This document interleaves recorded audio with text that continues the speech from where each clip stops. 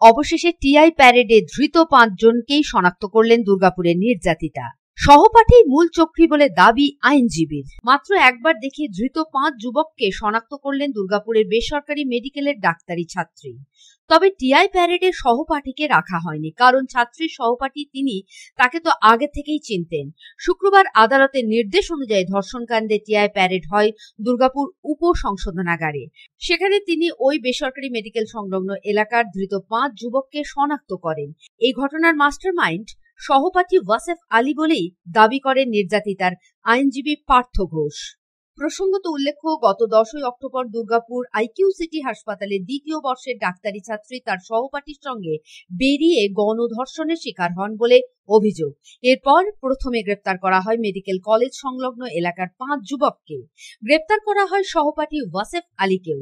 গত বুধবার দুর্গাপুর মহকুমা আদালতের বিচারক টিআই প্যারেডের নির্দেশ দিয়েছেন। সংশোধনাগার সূত্র মারফত জানা যায়, এদিন ধৃত 5 যুবক ছাড়াও আরো 3 জনকে ডামি হিসেবে রাখা হয়েছিল। প্যারেডে দেখা মাত্রই 5 যুবককে শনাক্ত করেন ছাত্রী।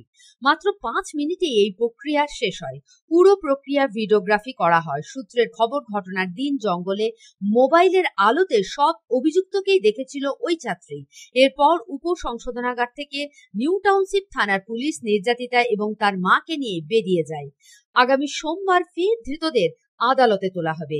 ওই দিনই পেশ করা হবে টিআই প্যারেডের রিপোর্ট। উল্লেখ্য, এই মামলায় সরকারি পক্ষের আইনজীবী হিসেবে নিযুক্ত করা হয়েছে বিভাস চট্টোপাধ্যায়কে। দুর্গাপুর থেকে সাধন রুজের report, Public Times. Tiger House में आपका स्वागत है, जहां हर दीवार में है टाइगर की ताकत। और यह है ACL टाइगर TMT रीबार, जो आपके घर को दे ताकत और सुरक्षा।